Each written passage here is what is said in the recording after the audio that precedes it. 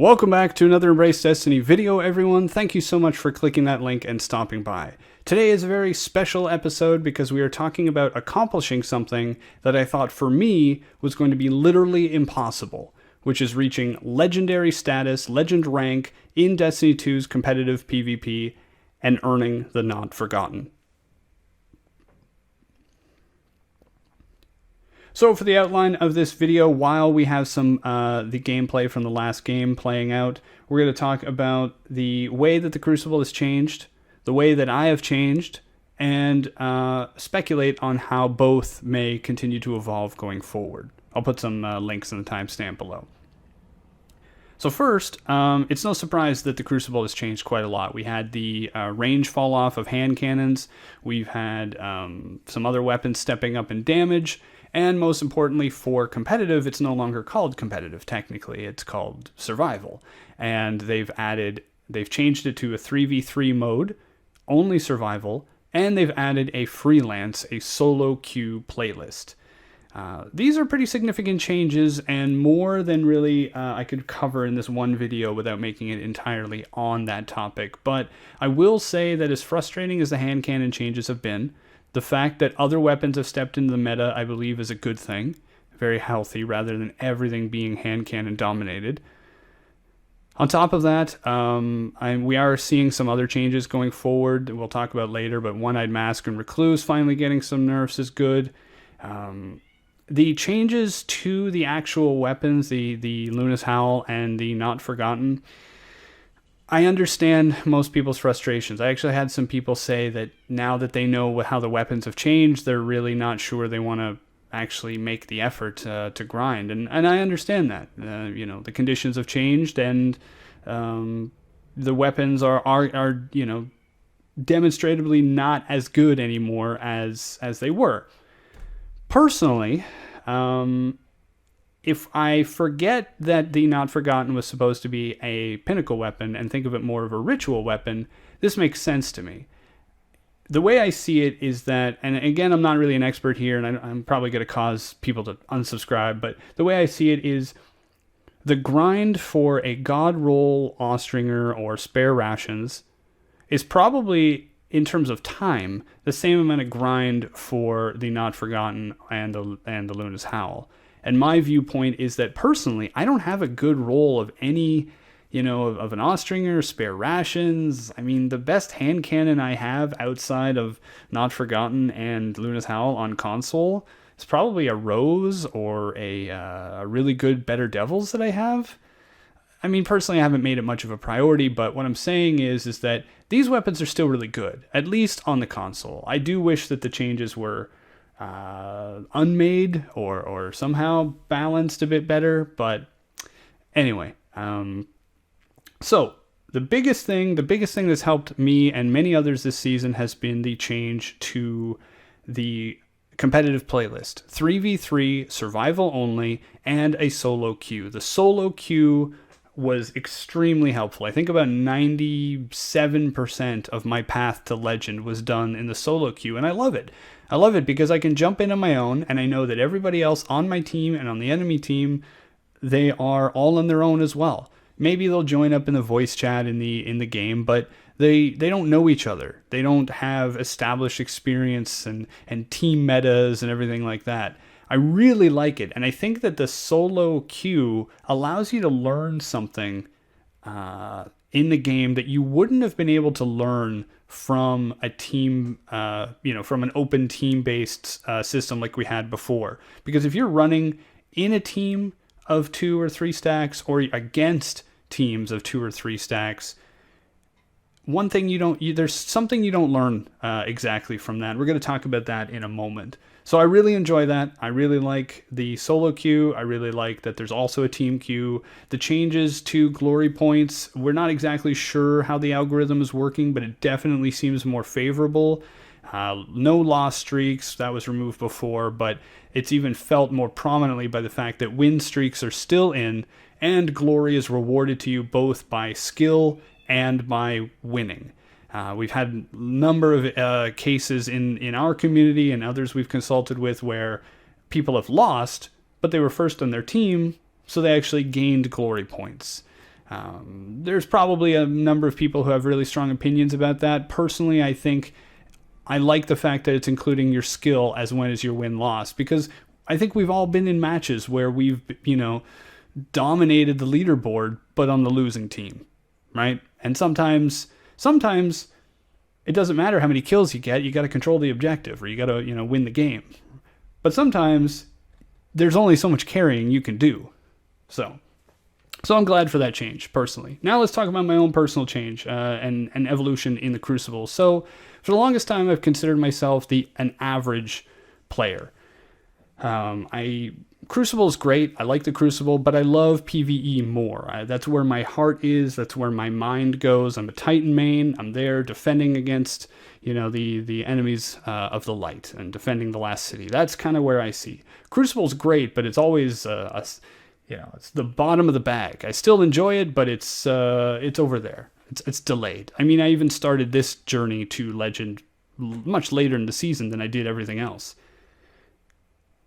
I have a couple of videos as well where I talk about an average player's journey to Legend, which was pretty optimistic for me because I actually started the video before even earning Luna's Howl when it was first introduced into the game. So to be honest, I looked at that video playlist title for a while going, maybe I should change that because I don't know if I'm going to reach Legend.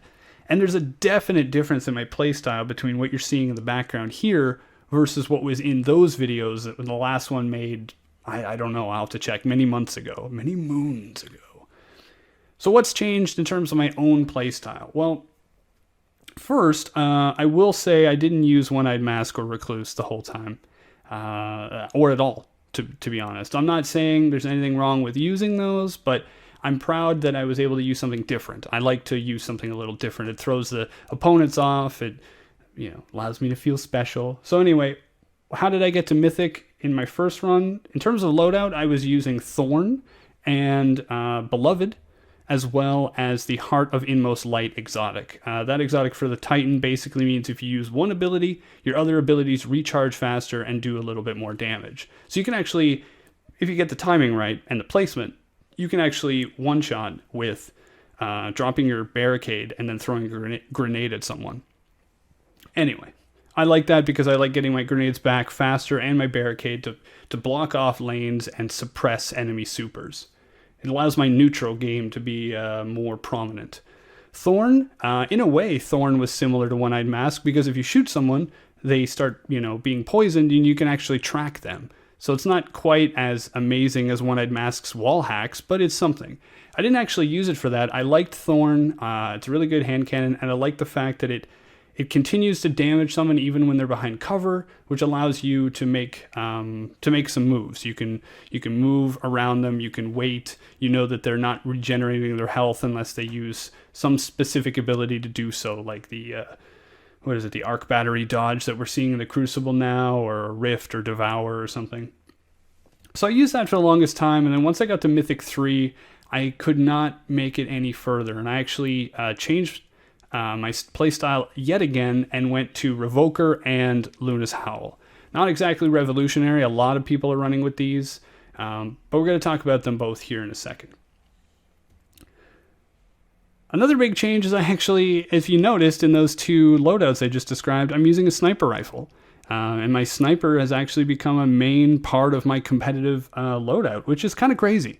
You may think like, well, yeah, everybody snipes, whatever, but literally in Destiny 1, I only used a sniper rifle once on my Hunter, which was my last character that I only made a month before Rise of Iron came out.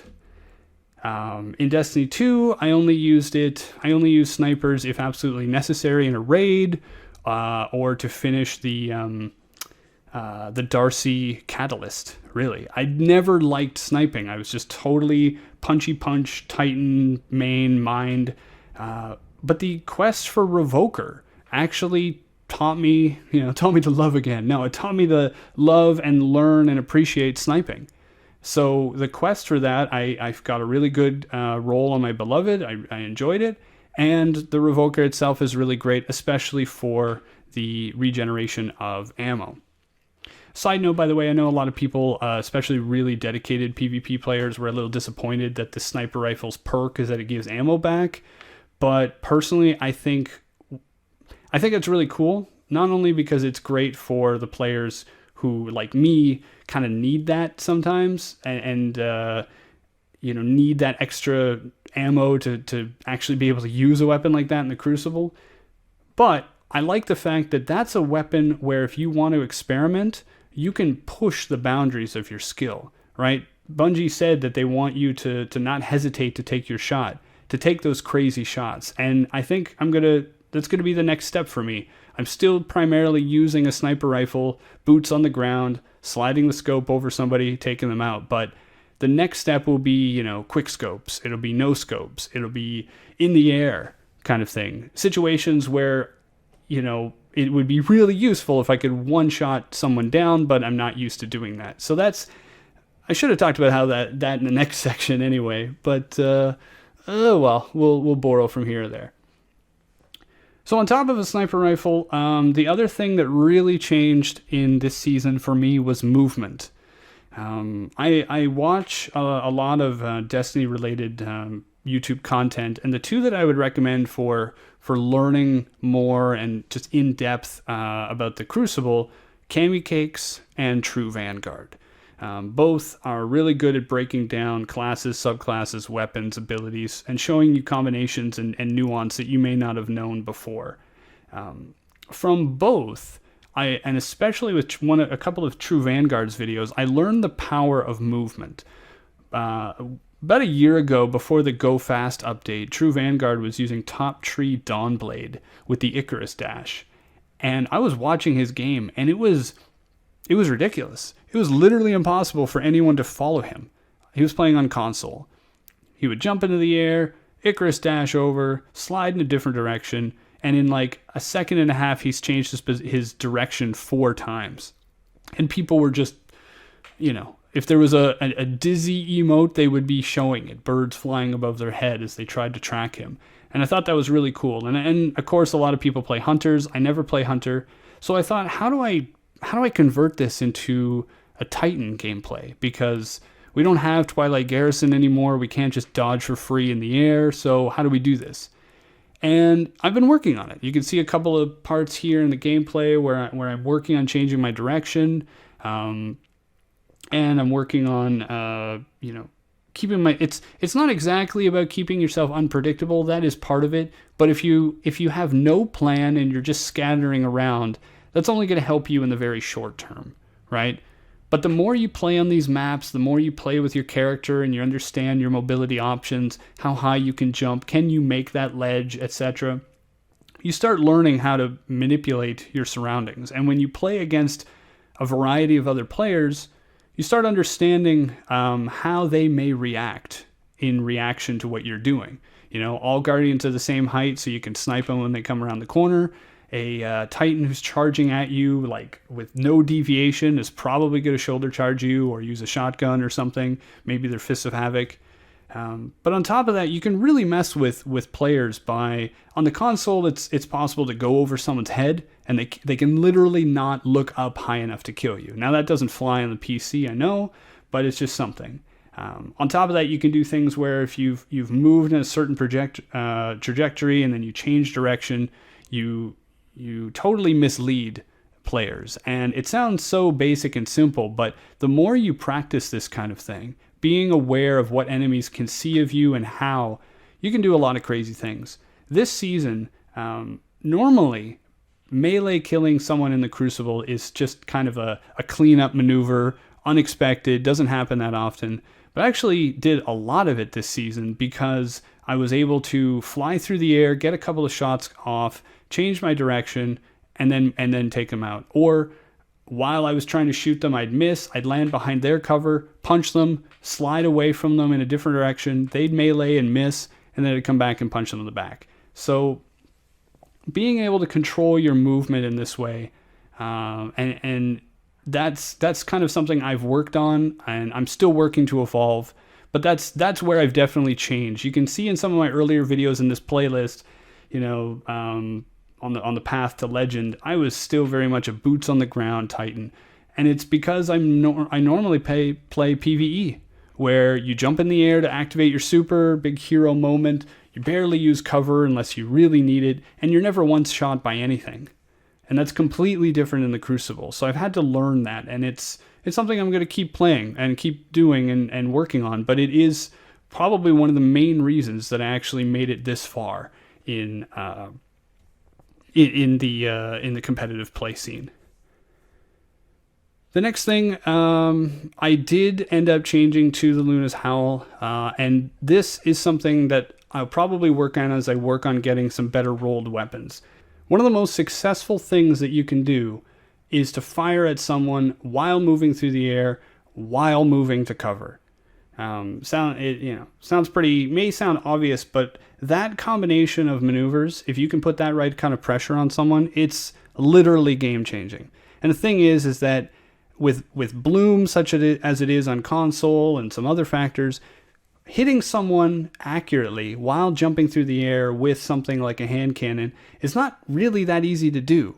With some other weapons, it's compensated by the fact that you have a lot of bullets. You do that with an auto rifle, you do it with a pulse, it's a little different. But with a hand cannon, you'll literally point it at a target and you will miss because of Bloom. However, precision frame hand cannons, such as Luna's Howl, don't have that problem. They basically have built-in Icarus. So when I made the change from Thorn to Luna's Howl, that was something I was able to do more often. I was able to jump over players, get a couple of shots on them, then melee finish them up, or a teammate would finish them off as well. And that relates to the next thing that I've really learned that I think you can only really appreciate in a solo mode, a solo queue mode, and that is reading your team and reading the enemy, but especially reading your own team. Every time I drop into a match, the first thing I do is I literally wait. I wait for the other two players to run by me. The thing is, I cannot rely on the average player to be paying as much attention to the team as I am trying to.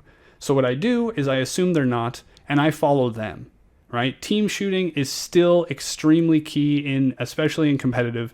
And what I do is I wait for them to lead, and then I take their lead. I follow them. I shoot their targets. I put the pressure where they need it.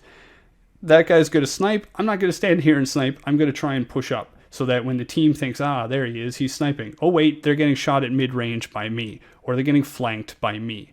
Now, the important thing with that is that it's still possible and a strong play in the Crucible to go off on your own, to flank, to completely disorient the enemy. Two of your teammates are down one lane, and you're all the way in their spawn.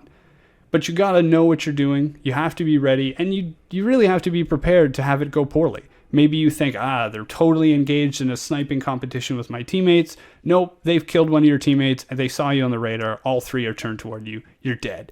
Happens to me a lot. So reading your team, what they're doing, what they may plan on doing, understanding what they're going to do, and then trying to move with them. I always kind of imagine it like a school of fish, or like some atoms and electrons circling each other. But basically, you want to try and keep it so that you and your teammates are constantly orbiting around each other or around certain parts of the map, so that you're able to help kick in. And I actually comment on that in the gameplay here. There was this one player on my team who that's all he did. He basically just read the room, as I said. He knew that, other Blueberry was in trouble, so he'd push in and help them. He'd turn around and see I was in trouble, so he'd snipe that guy. He was a good player, and regardless of his actual skill, the thing that made him a good player on this team was he was able to react to those situations and come to our aid when we needed. Lastly, on that point, do not underestimate the power of a combined push and a confusing one. Now, what does that mean? You have a player who's coming around the corner to snipe someone on the enemy team. What are you doing? You could throw a grenade in, sure, assist that way. You could snipe over their shoulder, maybe. Or you can jump around the corner and provide another angle. And it isn't always helpful. Maybe the entire enemy team is there so they can split their attention. But if you're pushing on one person, your teammate on the ground trying to snipe him is taking up his attention. And then you jump over his head, especially with something that has Icarus on it and you can fire and not lose accuracy. It's very effective. And I know, again, it's a pretty obvious point, but it's something that I started doing a lot more of, and being able to read the team and react to them and take different angles like that, it completely revolutionized my game. It basically gave me a rank in 2 days. So, finally, let's talk about going forward. So, going forward with the Crucible, I mean, a lot of us are all waiting for Trials. We're hoping Trials comes back. I'm really happy that Bungie has the elimination mode in Crucible Labs, and they are trying to change different elements of it to get it right. I've seen some comments in the community that there's no real reason to play elimination outside of providing the player feedback.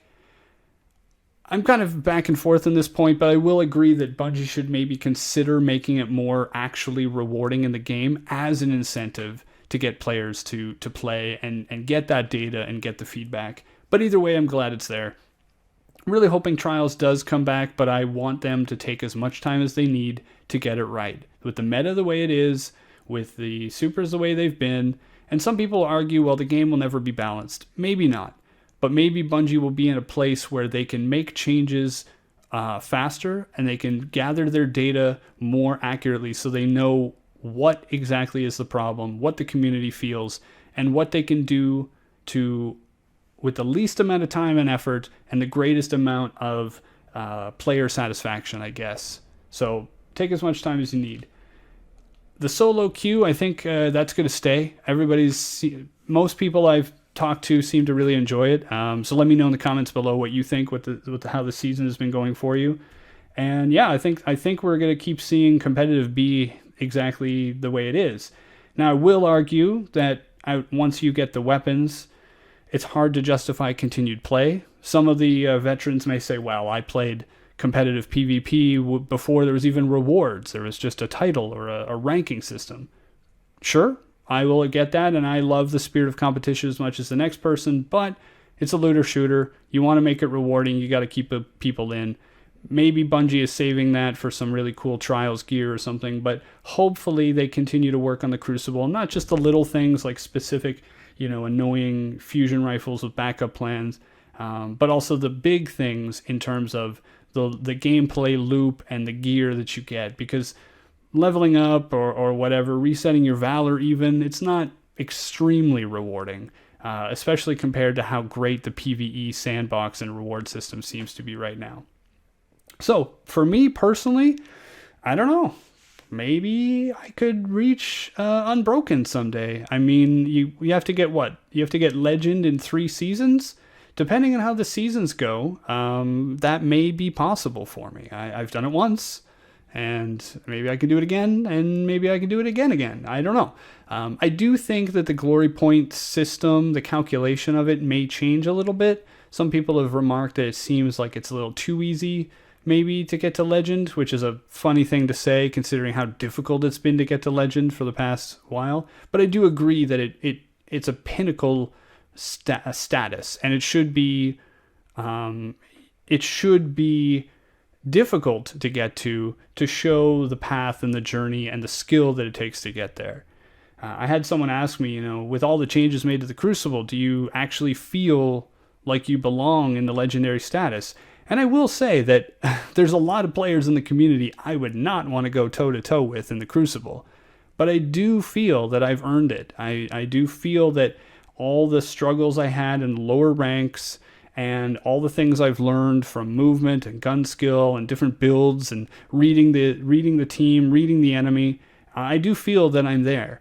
I'm not perfect, and there's so many things I got to learn. One thing that Kamikix does really well is he's able to, I don't know about you, but I barely remember who's on the enemy team. Oh, there's that Titan with fusion rifle. Oh, there's that Hunter with there's that Warlock with handheld supernova. Sure, I may remember certain players who I run into more often, especially in a quick play or 6v6 environment. But one next thing I need to do is start making profiles of players as soon as they enter into a match with me. And I go, that guy's got this gun, he's going to do this. That's my next skill to work on, is reading that and kind of making a map of their behavior before they even do it, and then adjusting that as we play. That's the next thing. But I do feel like I've earned it. It was a journey. I had some help. I did play a few, probably about 10 matches or so, maybe with some other people. So if you helped me there, thank you very much for that. Appreciate that. And yeah, we've talked for quite a long time. Short version. I finally got Not Forgotten. Do I mind? Do I care that the weapon is less good than it was before? Not really, to be honest. Again, it's the journey, and arriving at the destination. Yeah, it's not great that Not Forgotten was, better, like a million times better than every weapon, and now it's only slightly better than most weapons, I guess, or slightly better than some weapons, but it's still a good gun. I like it, and I enjoyed the journey getting here, and as a person who favors the lore, there's a lot of emotional lore behind that. You can check out a video from My Name is Bife on that, but I'm proud to have gotten here.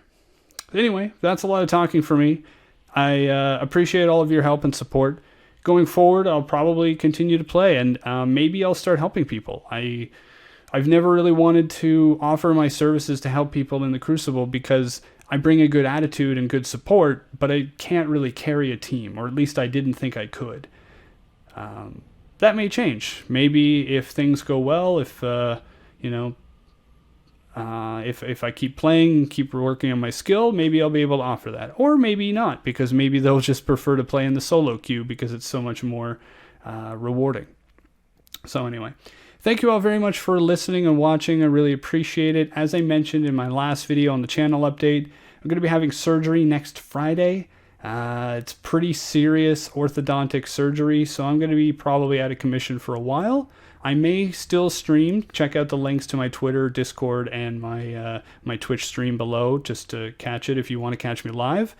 And I'll try my best to keep you updated here, but we'll see how many videos come out between now and the new year. Thank you all very much for watching. Hopefully you've had a better time in the Crucible, but let me know. Let me know what your major problems are. Have you accomplished any goals that you weren't able to do before? Do you like it? Do you not? How would you like it to change? Appreciate all of you. Have a great day, and we'll see you in the next one. Bye now.